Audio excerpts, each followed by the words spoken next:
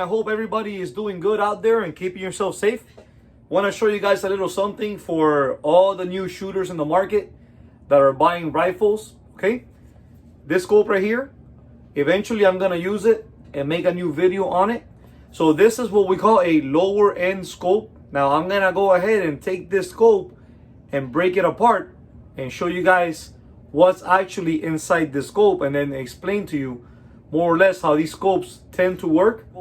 But when I buy another rifle without a scope, I'm gonna take this cheap scope right here and I'm gonna mount it on that rifle.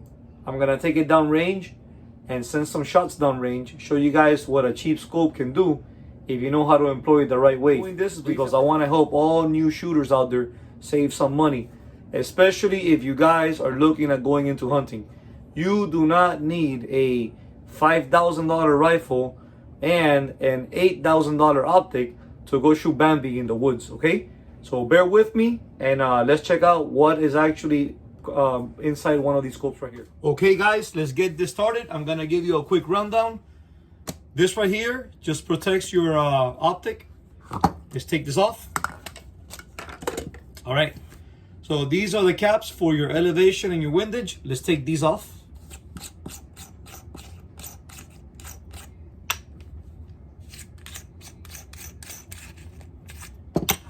For all new scope users on the market, this is what we call a lower end scope. Now, if you look at this turret on the top, this is your elevation turret. This is your windage turret. And yes, these are the names, okay? Turret. So this one, making it a cheap turret, meaning when you look back here, there's no marking. When you look right here, there's no marking. So the trick to using this scope successfully is once you zero the optic, you go over here on these rings and you actually have to make your own marking on the ring. Same thing on this ring as it goes as well, I'm sorry. Now, when you take something like this apart, you unscrew back here, unscrew back here. You see this little nut right here, unscrew this right here, this slides out. You can actually slide this piece off. There are two rubber seals here. You come over here, unscrew this piece off. Now, when you get to this part in here, you gotta be very careful. You don't wanna scratch this glass. So with the screwdriver on either side, there's gonna be a little marking. Put the screwdriver on the marking, gently turn it, and then you can unscrew the cap off. And what you end up with inside the scope is actually this little product right here. So this little product right here is the actual scope. Let me see if I get you guys a good view of it.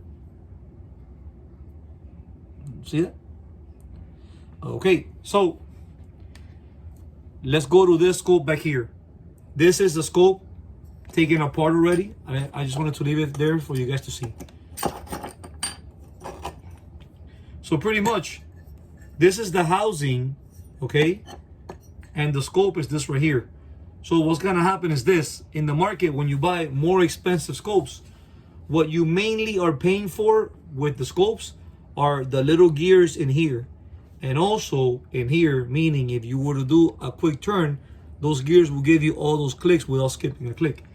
Now, as far as glass, if you go with like a Carl Zeiss or a Swarovski, something that's in the thousands, yes, you're gonna have amazing performance in the scope. Now, for everybody else in the market, that you are a family man, you're working, you just bought a rifle, and you bought what you can afford.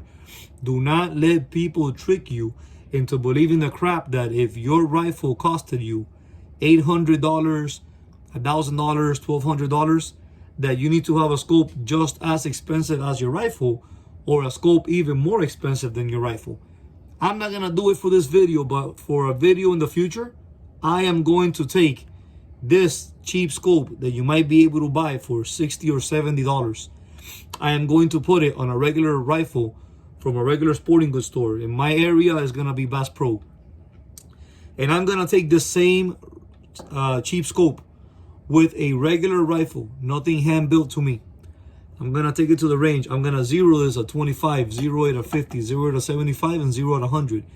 And I'm going to make a video showing you that a cheap scope can actually give you good results. So if you guys are on the market looking for scopes, I always tell people, and I do not like picking a specific brand, but I am pretty happy using Nikon and also using Vortex. However, I always tell people, if you want to get yourself a nice, good scope that you can use for the range and to hunt deer, then stay in between the $150 to $310 range, and you're gonna be able to have a really nice scope. Something like this is not $150. Something like this maybe like $70, $80. But I tell you what, if you know how to shoot, you can take something like this and push it out to 1,000 yards, which is crazy, because most people that do not know guns, that like to walk around telling people they know it all, will never understand that if you actually know how to shoot these type of scopes, you can hit a target from 1,000 yards with a $60 or $70 or $80 scope versus having to spend $800 and up on something really nice. If you guys can afford something really expensive, go for it by all means. However, the concept of me making these videos is not to sell you the most expensive things I can find. I do these type of things for all the new shooters out there that have no idea in what direction to go, so they can steer clear from those people that are going to tell you buy something very expensive, because if you don't buy the best of the best, whatever you buy is crap. Yes, I understand when you buy cheap you pay double, and yes, I understand when you buy cheap becomes expensive. However, for that working man that really cannot afford to be spending a lot of money, if you actually learn how to shoot a rifle and learn how to use your optics, you can still take a cheap optic like this, go to the range, and get some pretty damn tight shot groups in. Guys, and always remember, I am still teaching firearms classes down in South Florida. I'm located in Miami. If you guys have any questions, feel free to reach out to me and ask me any questions. I'll gladly answer everything I can to the best of my knowledge. Do I know it all? No. Am I saying I'm the best? No, but I'm pretty damn good and pretty knowledgeable. So I can probably help you out or teach you some pretty cool things that you weren't thinking you would have been learning. Guys, keep yourself safe out there and have a good evening.